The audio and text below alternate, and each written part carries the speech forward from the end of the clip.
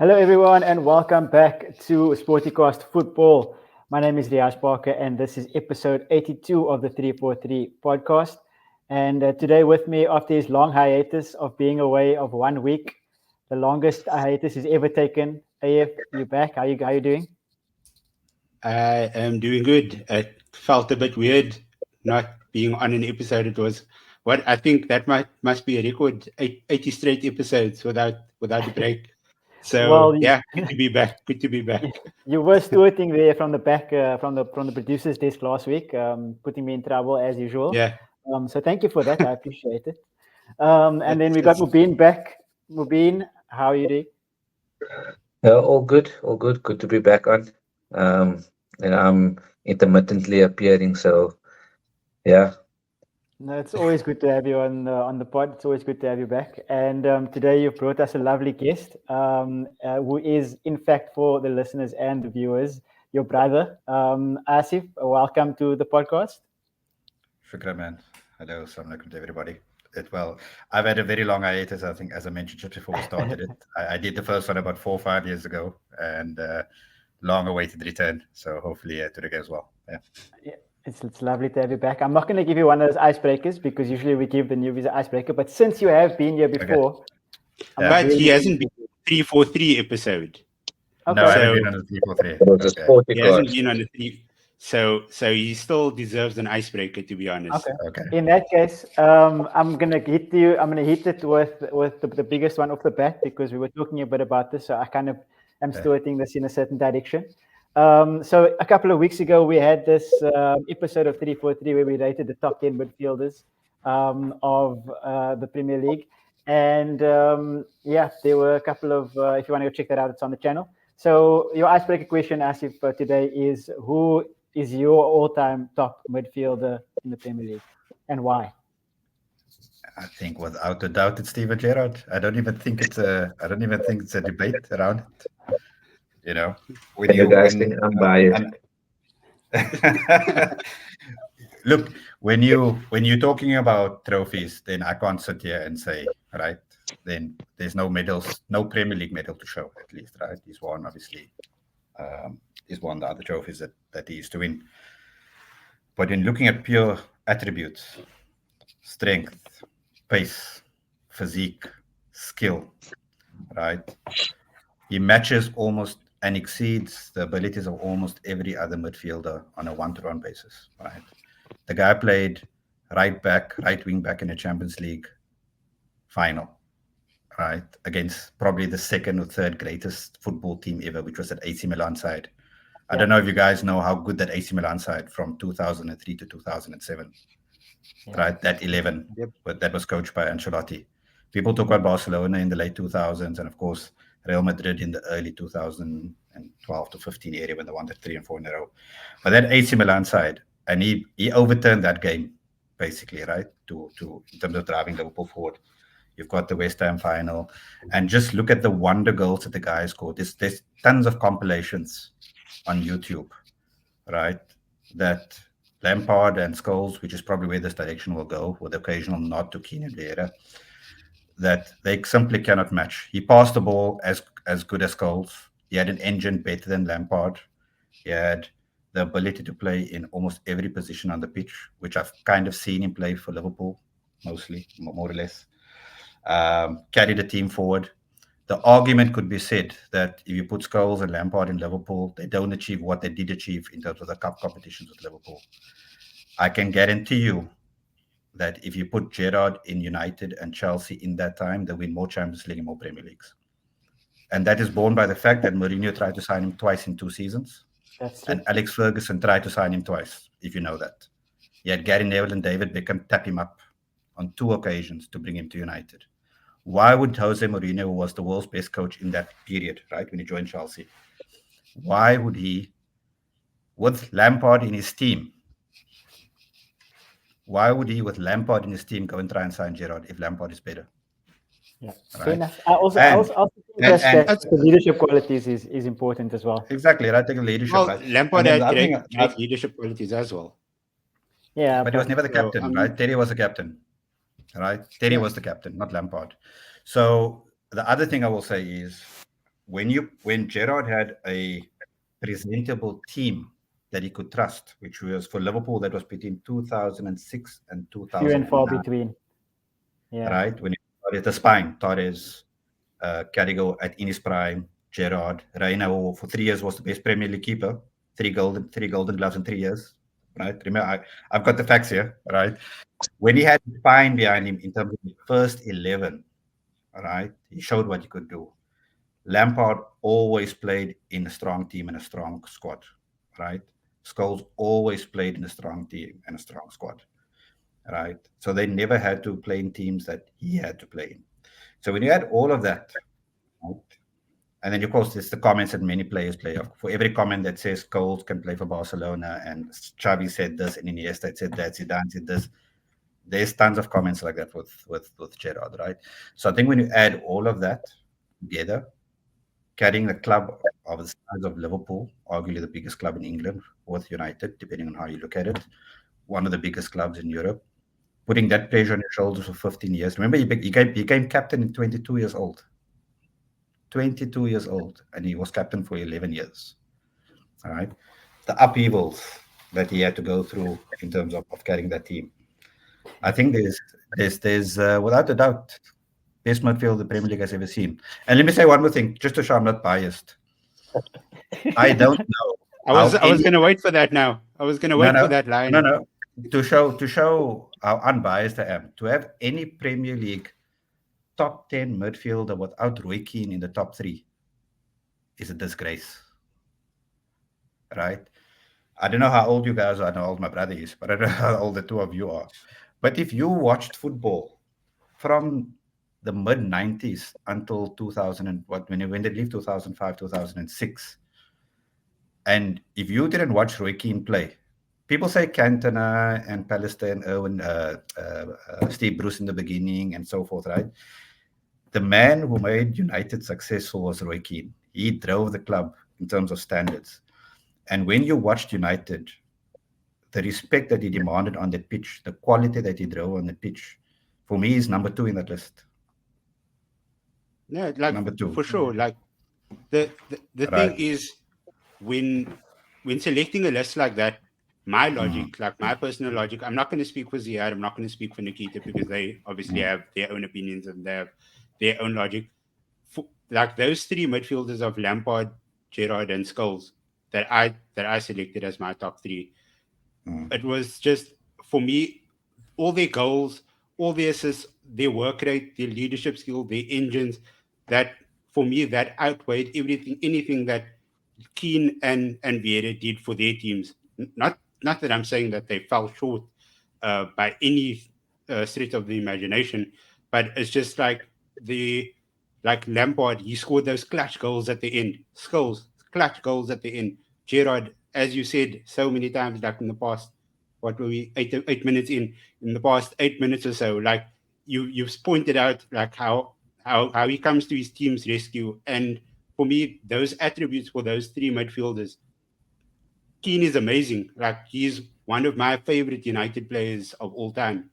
But those 3 midfielders are just a little bit above him. I think when you parameters that you're using. So everybody's going to have like different methods for choosing or picking their top 10s. And like I said before, the comment section is there. People can put their top 10s down. We can have a discussion about it. We can spotlight your comments, and it will be a topic for a future episode, or a part of an episode for a future episode. I think when you do that, I think it's also important to talk about formations, right? Roy Keane always played in a 2 in midfield, and he was always the one. He was in theory, he was defensive midfield of United, with Scholes being slightly more advanced, but he was box to box, right? He had the engine, and his passing was so underrated. People don't realize how good of a passer he was at the base of that midfield, spraying the ball. He didn't have as many goals in him as obviously some of the other midfielders, but he did have a goal in him. You know, he's got the odd cracker that he pulled out every season, right? If you think back, and I'm thinking back 30 years here, it's actually crazy to think, right? The other thing is when you play in a midfield 3, right? So Gerrard's played in a midfield 2 and a midfield 3. Lampard hardly ever played in a midfield 2. and he always had Makelele or an Essien or an Obi Mikel, one or two of them behind him. All right. Okay. So he always had that protection. And the only time, and I go back to Gerrard, the only time Gerrard didn't have to worry about that is when he had Mascherano and Alonso behind him. And when he was free, I mean, in one of the seasons that he played in the 10, or he played off the right when Benitez came, he had almost 30 goals in a season. I think it was 2006, for example, right? When you don't have defensive responsibility, of course, you have the freedom to do what you want to do. That's why Lampard could break into the box all of the time, because he had his two security guards behind him, plus a solid back four, plus Peter Cech, right? Come on, so you can sort of let go a bit. I understand that it's. I mean, there's lots of parameters, and people will always have a view. Yeah. But I think we also shouldn't lose sight of the fact that football is different across years. Every 5-6 years, there's a change, but we shouldn't lose sight of the fact that the conditions that Roy Keane had to play in, the pitches were not what they are today. The tackles were crazy. I mean, okay, he gave some of the tackles himself as well, right? But players were not as protected. And I want to go back to United, because I grew up with United dominating for 15, 20 years, right? Because I only caught the bottom end of Liverpool's dominance, and then it was United all the way until about 10 years ago, right? I don't know if you've done it already, and maybe you will, but when we talk about wingers, for example, okay, then it depends if you're playing 4-4-2 or 4-3-3, right? If you're playing a 4-4-2, the first winger on the left is Ryan Giggs. Forget Robert Pires and these guys. It's Ryan Giggs. Ryan Giggs was a problem for the first 10 years of his career, until he started getting injuries and he sort of became much more withdrawn, right? If you do not have Ryan Giggs as your left wing in a Premier League all-time 11 in a 4-4-2 formation, then I don't know, there's an issue in the selection, right? Then you got longevity, the most decorated Premier League player of all time. I can't think of a defender who was successful consistently as a right back, whether it's Lee Dixon in his time. Rob Jones had a bit of success, but then he fell off from a Liverpool perspective because of his injuries. But he dominated almost every right back. He came on the scene at 16 years old, Ryan Giggs, at 16, and he became a mainstay at the age of 16. And he lasted until 38, 39. Okay. And like I said, I know the last 10 years, 5-10 years was a bit different because he didn't have the pace. He dropped back into midfield. But he makes in a 4-4-2, he makes any Premier League 11. And now I digress a bit. But my point, and I guess I'll end up with this. My point is that we shouldn't lose sight of the fact that some of the players from the past were absolutely amazing, right? I heard about Rodri. Yes, Rodri is great, and so forth, right? But some of the players that we maybe lose sight of were amazing in the day, given the context of how they played soccer and what they had to play in. It's something just worth considering.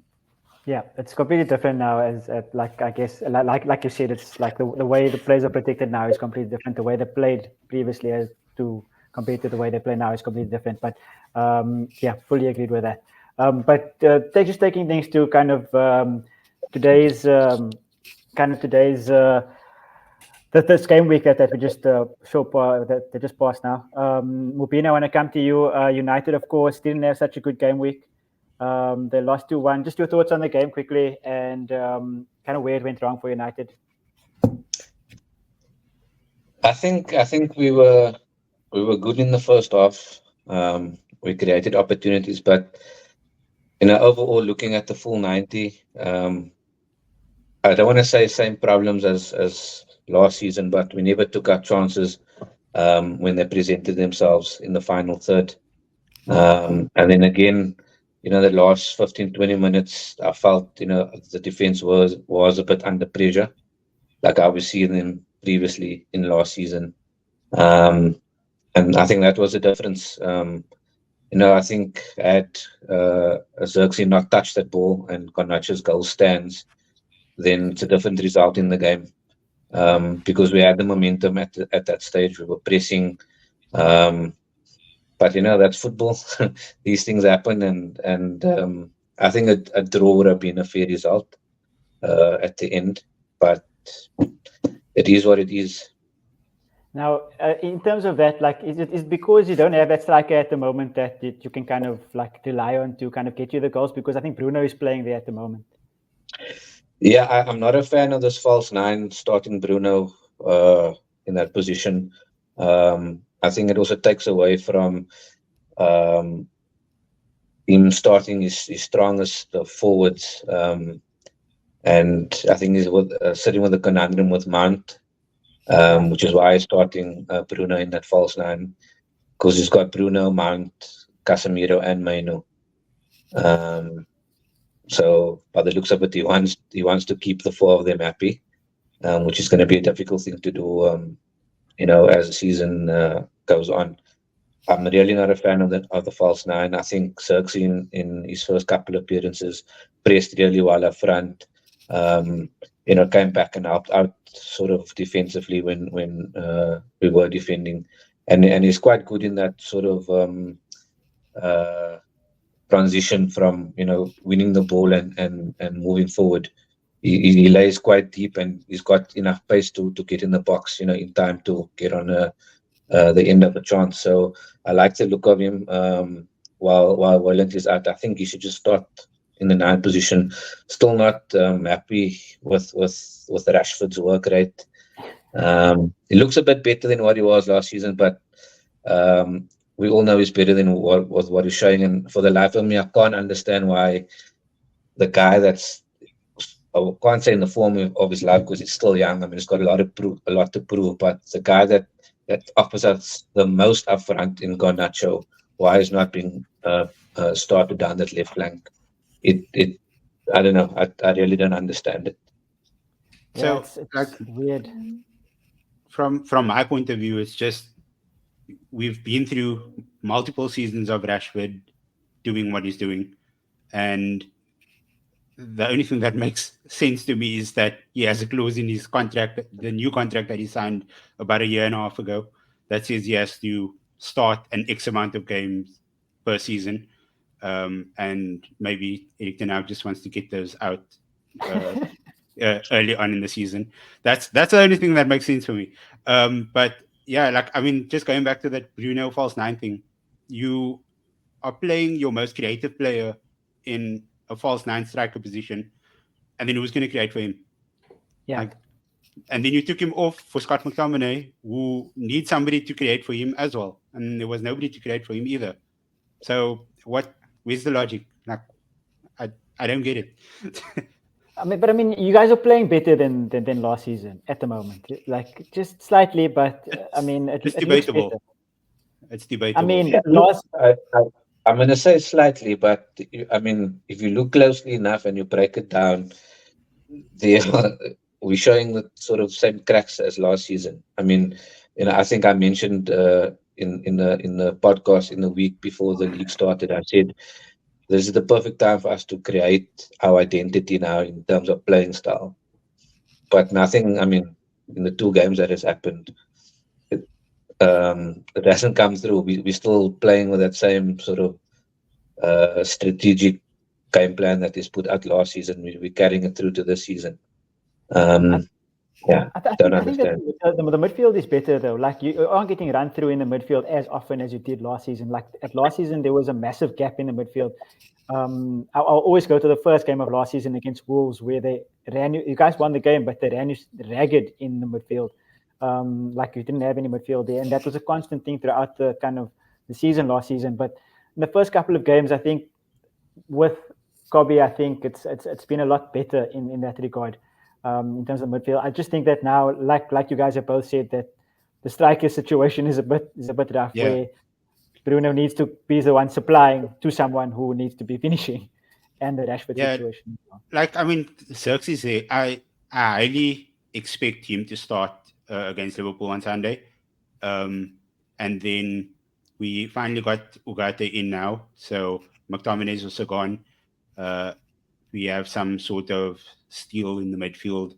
I think Casemiro will probably start falling down to the bench moving forward, because you could see on against Brighton again, I think it was after 60 minutes or something, after the hour mark, and Casemiro's legs just looked like it was completely gone.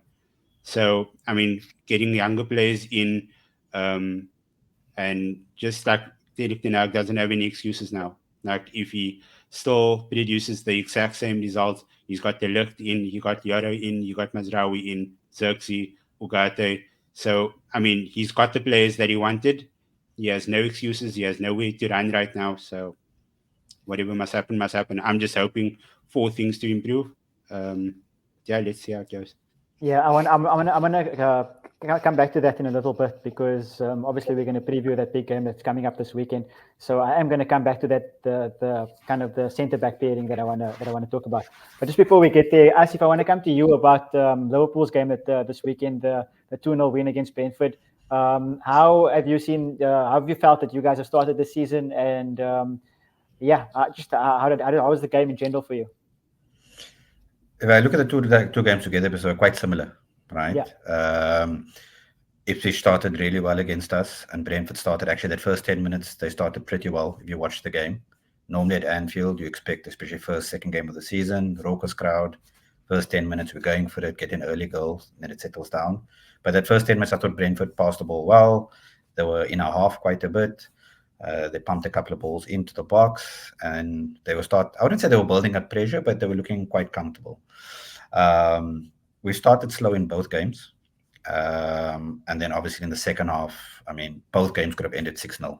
That's the reality when you look at some of the chances and the saves that the keepers have made. I'm not going to read too much into it because Ipswich is Ipswich. It's a promoted team. They don't have any players that I can recall. I think what's the guy's name from Man City? Calvin Phillips, sorry. Was on the pages. Yeah, Calvin Phillips, the only name I can recall that has any Premier League experience. And then look, you expect to beat Brentford at home, right? No matter how good they are, on their day, you expect to beat them at home. What I will say is that obviously there's been, for the most part, a very visible change in approach.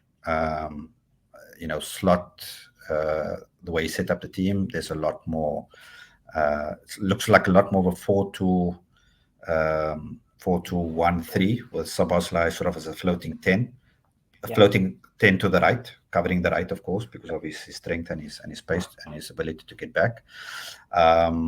Not that gung-ho football. It's there in elements, as we still saw with the first goal, that the counter-attack is there, the pace is there, and we can turn it on when you need to, but it's a lot more controlled.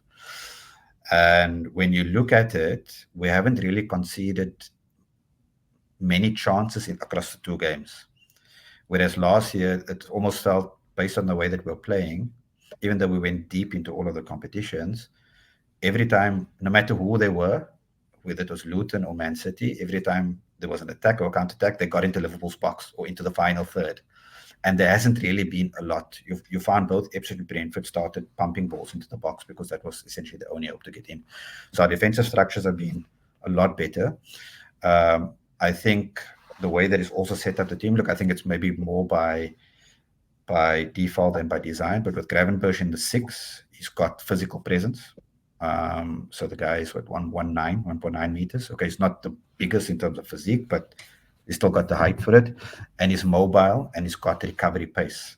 Last year we did not have recovery pace. When you have McAllister and Endo in the 6, and players are running at you with pace. I mean, the goal against we'll probably get to it later when Diallo scored against us. I think it was in the FA Cup, right?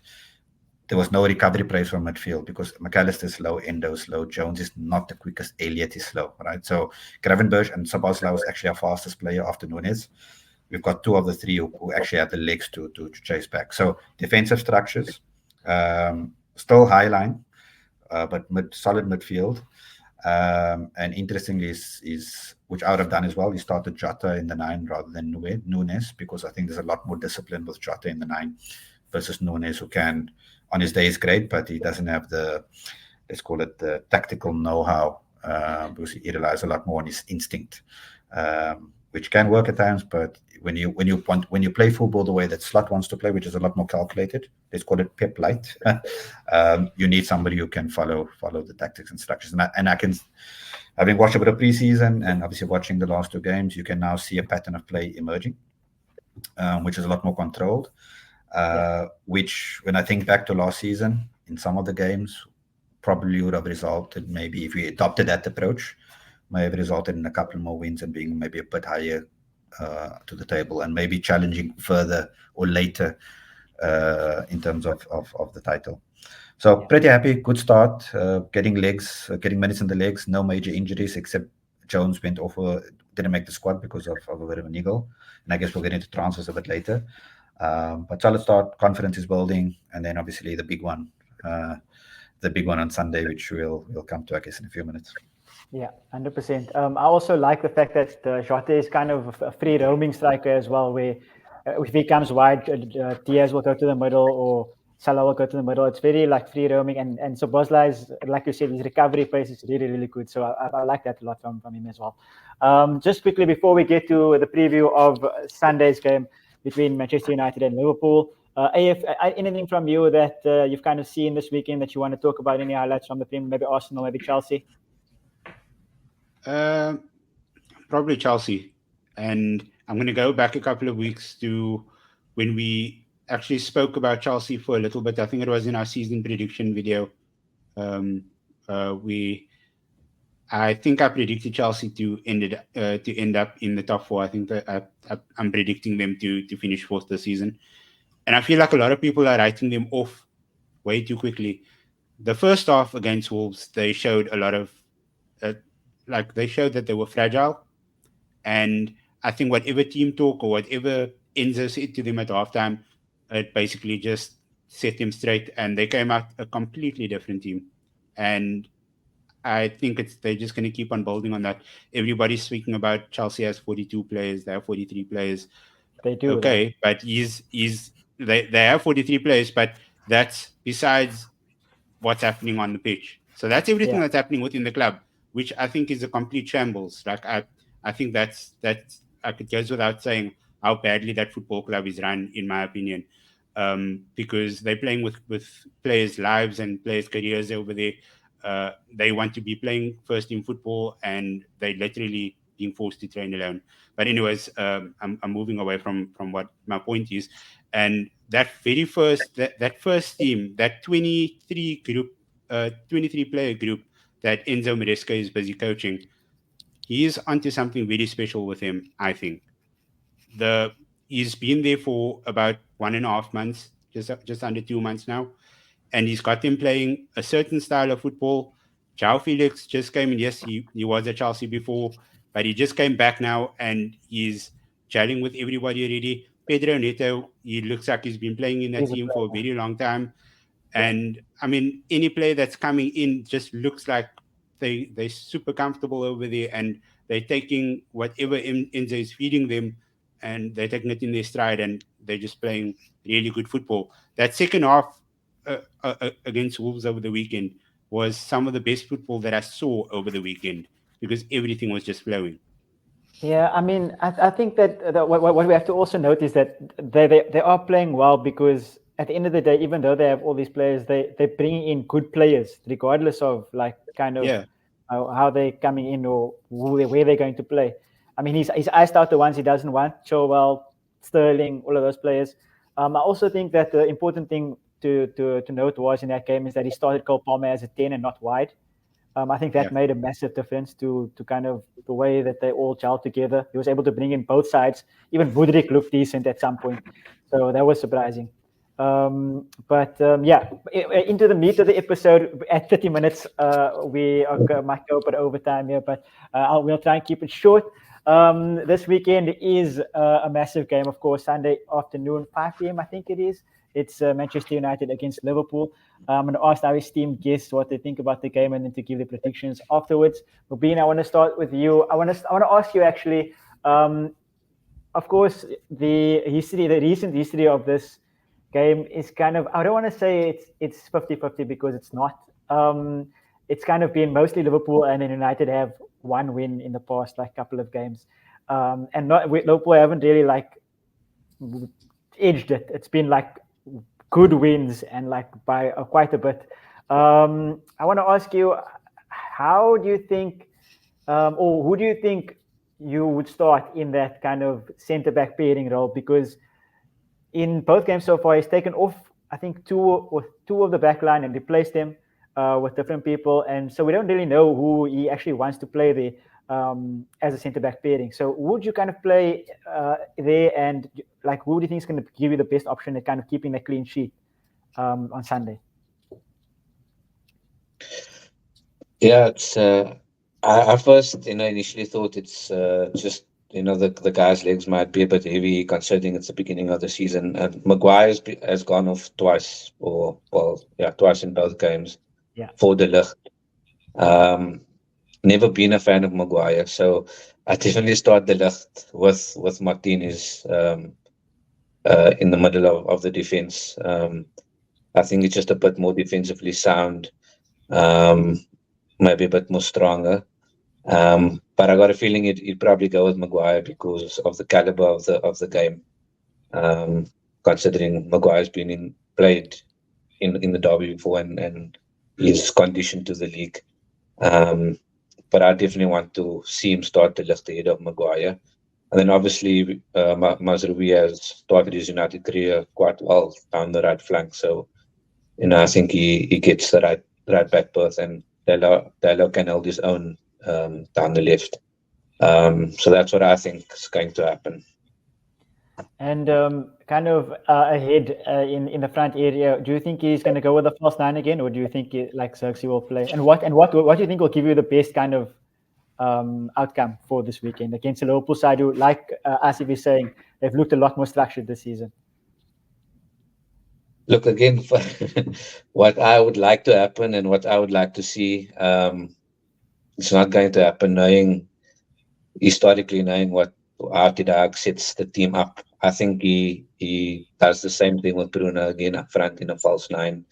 And I think someone like Xerxes probably comes off the bench again, probably a bit early, like he did on Saturday. I think he was on at half-time already. But I think Rashford starts again. I think Diallo did enough to get a start again. So I think he probably sets up the same as he did in the first 2 games. That's a bit rough. Knowing Ten Hag, I think he plays it quite safe. So yeah. Where does Mount play in the system? Yeah, so he plays behind Bruno, basically, like sort of an attacking midfielder type player, but he's offering no creativity whatsoever. He's pressing off the ball, but on the ball he's been really below average. And I think the Mount experiment needs to end. I think Bruno just needs to go in the hole and start Xerxes up front. I think Ahmad will probably be our right winger for a very long time, like starting right winger. I saw that he's training individually with Ruud van Nistelrooy a lot as well to like work on his shooting and his finishing and stuff like that. So I think that's a very positive thing, because I think he is our best right winger. I'm not going to speak about Anthony in front of £100 million Anthony. Yeah, that's what I said. I'm not going to speak about him at all, because he doesn't deserve any airtime. But yeah, and then on the left wing, I think Garnacho, that's definitely a shoe-in to start. I think Rashford is going to be moved down to the bench. So we're going to have a front 4 of Garnacho, Bruno, Xerxes, Ahmad, and then Casemiro will probably start with Kobe, and Ugarte will probably get about half an hour or so off the bench, because I don't know when they're going to announce him. So you'll probably only start training from you'll get 1 day of training with the team. This is what you're hoping for, right? Not what you think is going to actually be on the field, or is this what you think is going to be on the field? No, this is just me theorizing. Yeah. Like what's probably going to happen. And then the back four is like what Mubin said: Mazraoui, De Ligt, Dicha, and Dallo. But yeah, I definitely think there's. I'd love a back four like that. I'd love that back four. Honestly, I'd love that back four. Why is that? Why would you love that back four? Tell me why. I think Lisandro Martinez is the most overrated centre back in the league. So let's put him in his backside, so at many least times. once. At least once. I mean, that I can remember. The amount of rash tackles the guy makes. He has an odd good game, right? Odd good game. Back? You sound like Jamie Carragher. Who's the left back? Who's the left back? Dallo. Well, sure. Mazraoui and De Ligt have never played in a Liverpool United game before. I know it's at Old Trafford, but don't discount the fact of the pressure of the game. So that might get to them. But that's why I said. That's why I said it That's will why I probably think be Maguire, considering Yeah. the stature of the I game. love that also. So I mean, whoever you play, I would love it, to be honest. But I would, to be fair to United, Rashford generally has a good game against us at Old Trafford. Generally Also speaking, true. he scores against Liverpool, so I expect him to start because hometown player, and he'll get up for the game. And on his days, look, I mean, again, I think he's always been overrated, but on his day, he does have it. I'm surprised Garnacho doesn't start more because I really rate him. I think he's got it. So I'd actually have him, whether it's left or right, I think he's good enough to play either way. I'd have him in front of Diallo. I think Diallo's very limited at this stage. He still has to develop his game. Bruno, all the talent is there. But generally, again, at Old Trafford, generally, except for the 5-0 when he was moaning about and stropping about, where he stopped playing in the corner there, if you remember. Yeah. Generally, at Old Trafford, he has a good game. He scores against us, free kicks or, the goal. So I would expect Rashford, Bruno, behind whoever's going to play as a striker, probably Xerxes. Because look, Xerxes, I haven't seen a lot of him, but he's busy. Yeah, He's busy. he's very busy, especially and off he's the got the ball. pace, and he's underrated in his size. He's actually quite tall. When you see him against tall players, you actually realize how big he is. Well built, actually. Yeah. Well built, Yeah. right? So I think, especially with Konate and Van Dijk, which, look, one-on-one, Konate is probably the strongest defender in the league physically. It's very difficult to get past him. That's why we play him. He can, for Liverpool, he basically plays on the right-hand side of defense by himself, and Trent is bombing up and down, right? But it is. But also but, on the back end of that, like he gets Mm. turned quite easily as well because of that such, and it's happened a lot of times over the past couple of seasons where fast wingers or fast strikers are able to get past him by turning him very easily. Yeah, but that's because Look, I Trent is mean, out of position. That is out of position. You guys covering two players, right? When it's Yeah. one-on-one, like when you're looking at box defending and one-on-one defending in the box, it's very difficult to get past, right? He's got the height, he's got the strength, right? Yes, when you're one-on-one in the corner and you're defending against two, when Trent is coming up the other side, then that happens. I'm not saying he doesn't have a mistake in him like all defenders, right? But Yeah. I think you will need somebody to keep the two defenders busy. That's what I'm talking about. And I think Xerxes has the engine, and he's got the strength, and he's got the pace to do that. Consistent. And look, he's still in the early days of his United career, so he's going to run around and try and build up the crowd in terms of effort and stuff like that, right? So I think if you have a front four of Xerxes, Rashford, Garnacho, and Fernandes, and then in midfield, I mean, who's there? I don't think he'll start the new signing because, again, it's very difficult to just jump in. So he'll probably, I think you mentioned it, that he'll probably start Casemiro first 60 minutes and maybe bring Ugarte on, depending on how the game goes. And then I don't know who plays next. Oh, Maino, right? Was solid enough in central midfield.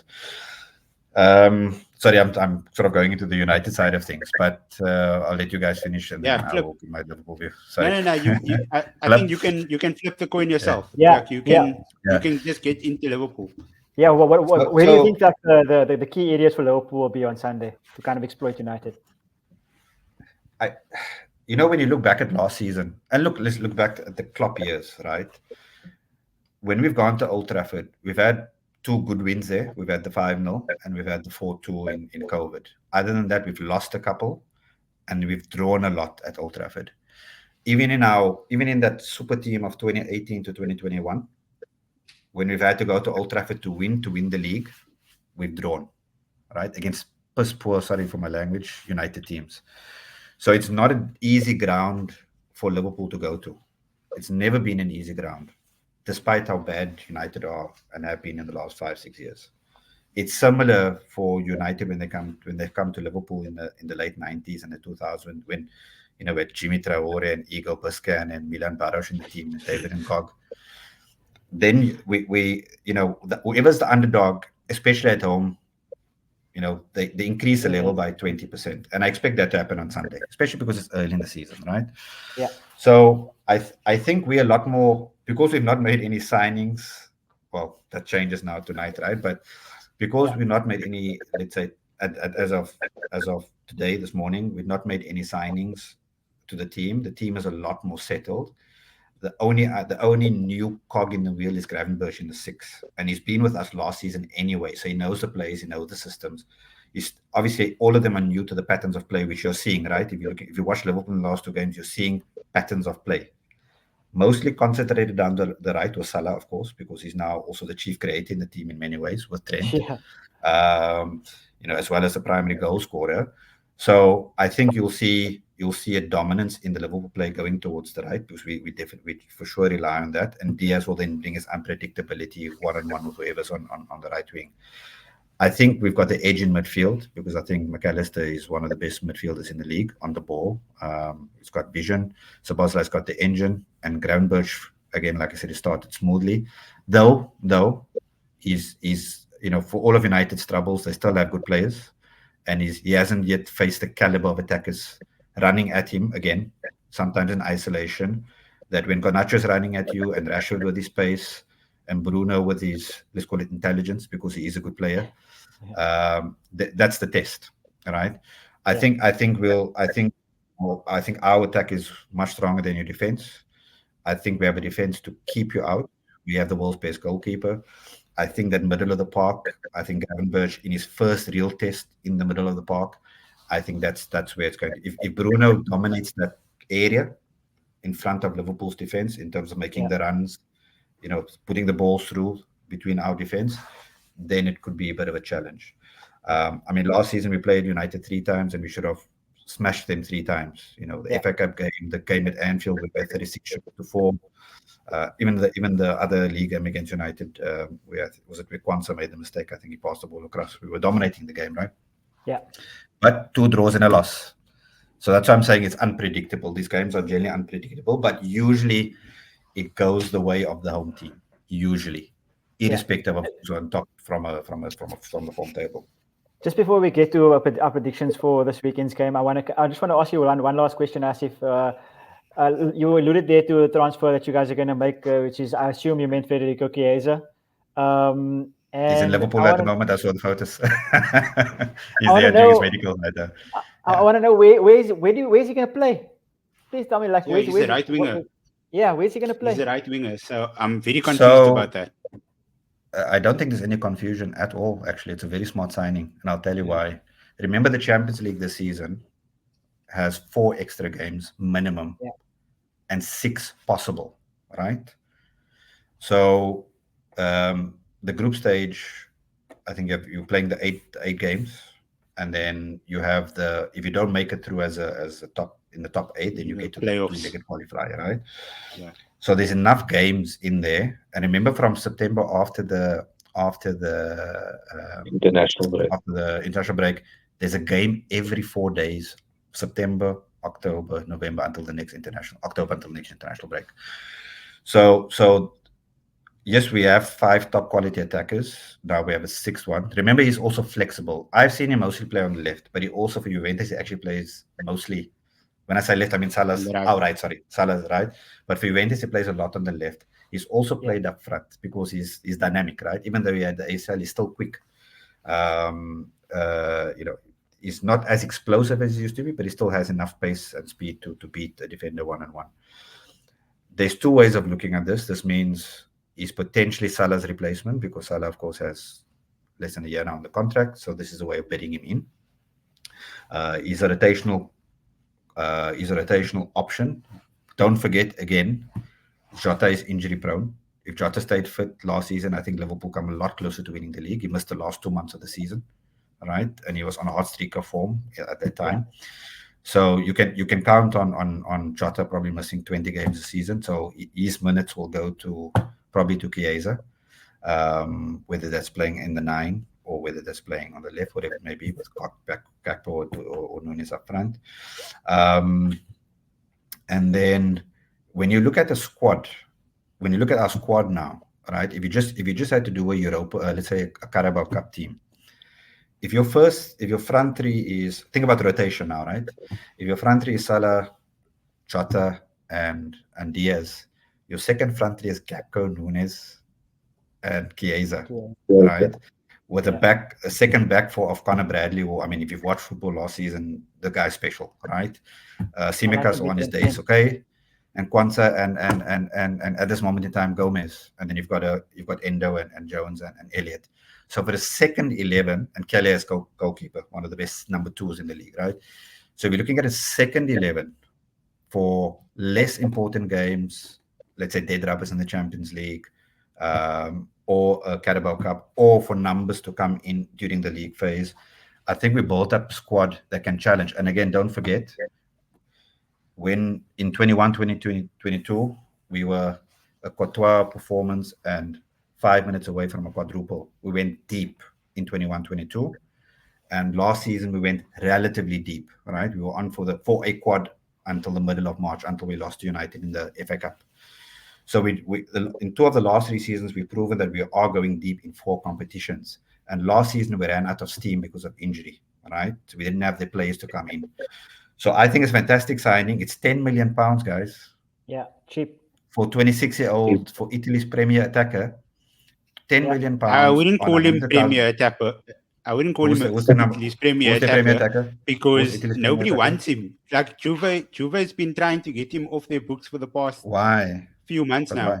Because he hasn't been the same since his ACL. Like he played 33 of the 38 league games last season, which is fine. That doesn't tell me that did he light up the league? That's my question. Why did they play him in 33 out of 38 matches? Because they probably didn't have a choice. Exactly. No, they've got a deep. No, what do you mean? They've got enough forwards there. They've got what's that Serbian forward? That everybody wanted 2 years ago, Vlahovic. Yeah. Right, they have another forward there, which I forget the name. They had Moise Kean there as well. Right, they have enough forwards to play ahead of him. Right, they have a roster of 5 or 6 forwards. So they played him. And when I say he's Italy's premier forward, I'm talking about the national team. Right. Yeah. Because there's no one else. He's Italy's premier forward. No, but he's still and he's not the player he was. He's not the player he was when he was the best player in Euro 2021 when Italy won the Euros, right? He's not that player. Yeah. Let's all agree that. He's far off from that. But he is Liverpool's 6th choice forward. Name me a better group of 6 attackers in the Premier League or even in Europe. Yeah, that's fair.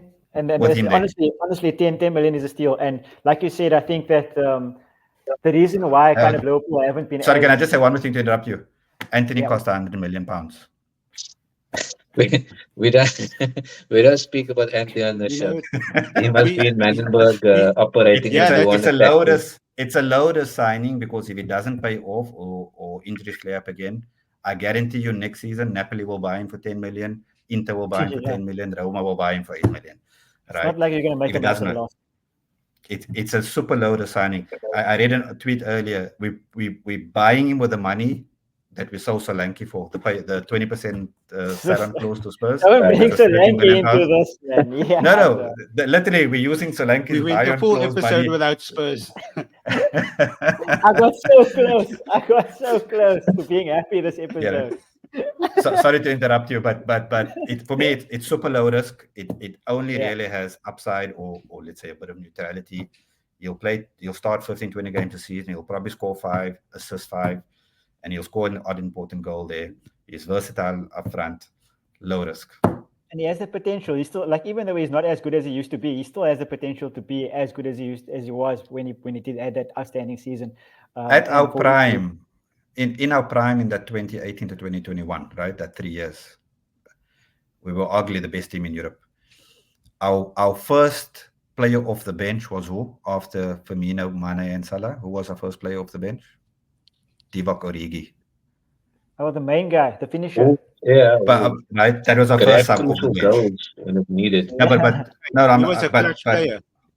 He was a clutch player, but you couldn't rely on him to play 10 games in a row, for example, right? Yeah. So what I'm saying is we built up our attacking depth now with the signing of Chiesa that is almost unmatched in the Premier League. Almost. You could argue Chelsea has the numbers, maybe not necessarily the depth of quality. I want to say that we also have 6 quality forwards, but in that 6 we have to count the taxi god. So I rather not say anything. Oh gosh, shame. I don't even think you guys have 4 quality forwards. Like it's a bit rough out there. You have to start a centre midfielder in attacking role. But yeah. Anyways, we've come to the end of the show. I'm just going to quickly do predictions, unless AF you have something to say. No, nothing. Okay. Off to predictions we go. Mubin, give me some predictions for Manchester United against Liverpool this weekend at Old Trafford, please. 2-1 United. Okay, give me one goal scorer out of the three. Luis Diaz. Okay, fair enough. That's interesting. But okay, fair enough. United 2-1 win there for Mubin. Asif, your side? Look, I'm super Liverpool, right? But I'm also a realist. I think it's 2-2. And I think Salah gets his customary goal against United. Okay, I like that. AF, are we going to keep it going that Liverpool aren't going to win this weekend? Yeah, like so, as you know, I'm never an optimist when it comes to United. I would say always never, but go with hardly a draw. ever. I always go with a Hardly ever. draw or true. with a really close loss. But I think I'm going to go with Mubin this week. I'm going to go 2-1 United. And like I said, Salah gets his customary goal, hoping to get some points for my fantasy Premier League team in the process. But yeah, my guy Ahmad. Takbir. Nice. Oh God. Okay, so we went almost the whole episode without my two source points being brought up, and it was brought up both in the last 5 minutes, which was the Solanke transfer and FPL. So thanks guys for that. I appreciate it a lot. But my prediction for United, I did horrible this week though. Yeah, well, you can't be as bad as me. So it's all good. My prediction for this weekend, as the only neutral person here in this current situation, I will actually back Liverpool because I think that they're the stronger team on paper. So yeah, Old Trafford and all of that, it's going to come into it. So it probably will end up being 2-2 or 2-1 to United. But I like the underdogs, I guess. Seeing that all of you guys underdogs, you guys all picked United or a draw. Well, you guys all picked United or a draw, so technically. But that's because there's two United fans over here, and then the Liverpool fan does the draw. Yeah. Okay. So agreement of biasness. I get that. Okay. Cool. I'm still going to go 2-1 Liverpool because I think that actually I'm going 2-0 Liverpool because I don't think United are good enough to actually no. Trent is playing. Sorry, 2-1 Liverpool. You are so conflicted right now. No, I forgot Trent was playing. Conflicted. I forgot Trent was playing, so Liverpool are going to concede. I forgot that. So because Trent is playing, if they don't concede until Trent comes off, then they won't concede at all. But if Trent is playing, if Trent is on the field, they're always likely to concede. So I think 2-1 Liverpool, and I think Salah will have both, just because he's a freak of nature. By the way, that's a myth that Trent can't defend. By the way, but anyway. No, I can't take it. I'll admit that, or no, I won't admit, but I'll accept that you think it's a myth. But for me personally, I know we're coming to the end, but let me ask you, where do you rate him in the right backs in the league? Oh, he's very good. He's one of the best. He's one of the best. He's the best right back in the league. Who's better than him in the league? That's a good Don't tell me Kyle Walker. You can't defend for his life. No, I don't like Kyle Walker either. When Reece James is fit, he's better than Trent. I don't like Reece James either. He's a better defender. You have to like him. He's a better defender. He's not a better right back. Oh, if you're gonna tell me Reece James is a better defender than our. But Reece James makes a lot of mistakes. Don't sleep on that. Yeah, that's true. So does Trent. Trent makes a lot of mistakes. No. Trent makes a lot of mistakes. There was a time, I think it was last season or 2 seasons ago, and when I speak about facts, I counted because my sister was here and she still supports Liverpool. Well, she still supports Liverpool, but like I watched a lot more Liverpool games at the time. I think there was like in 10 games, Liverpool conceded, I don't know, let's say for example, I'm just going for example, like let's say they conceded 15 goals in those games that I watched. At least half of them were from the right side. So like that's kind of where I got it from. How many players on the right side for Liverpool? Salah also. I think Salah's also like There's 3 players on the right hand side. So Trent can your defender is only as good as what's in front of him. There's very few defenders like Ashley Cole, for example, could keep a left-sided defense by himself, right? That's there's very few players of that quality defensive-wise. Right? Kyle Walker relies on his pace, which is now dwindling, and now you're seeing more and more the issues, right? Yeah. But he's always relied on his pace to get him out of situations. But the last 2 Euros have shown, even though England went deep in those competitions, have shown what a bad defender he is. Yeah, he's not a good defender at all. So a lot of it is system-wise, and when Trent is, remember, he's bombing up and down. So when he's on his way back and when he's in his position, he never always got the protection that he needed. When Henderson was in front of him, Think about it, right? When my coach Jordan. No, but when he was in front of him, those mistakes were not. I wouldn't say they weren't there, but they weren't as blown out of proportion as they are now because he had the protection. Yeah. He had the protection. So all defenders need protection. Even Gary Neville needed protection from David Beckham. True. If you're a United fan, you know what I'm talking about. Gary Neville made, he did the overlaps for David Beckham, which allowed David Beckham to have space to do the crosses that he could do. But David Beckham also protected Gary Neville defensively all the time. Right? They played as a pair. So that defense is not always necessarily about individual ability, especially on the fullback level. It's all about who's in front of you, right? So I think it's a myth that he's a terrible defender. Is he the world's best defender? No. Look, 100 goals and assists at the age of 25 from right back. Yeah, Reece James, when he can get on nobody's the pitch. taking that away from him. Nobody's taking that away from him, though.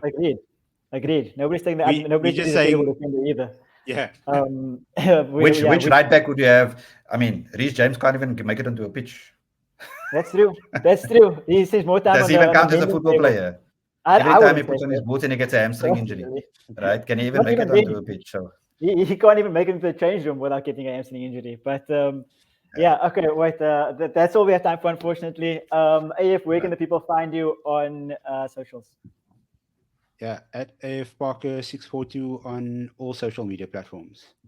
Lovely stuff. Mubin, I know you are my fellow non-socialite. Does that make sense? But where can people find you as well?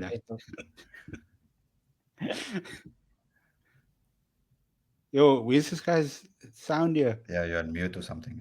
Yeah. Are you muted now? I put my mic on mute. Sorry. Mubin_Ahmed on Instagram. And like I said, I'm the only fossil out of the group that still has Facebook, so Mubin Ahmed on Facebook.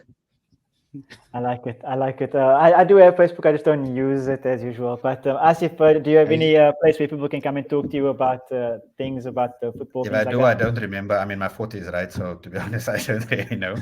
I'm on Insta, but I hardly ever use it. Okay. So if you want to catch me, just make a comment. I'll in the comments here, and then I will maybe reply if I have time. Lovely stuff. If you wanted to make a last comment before we go.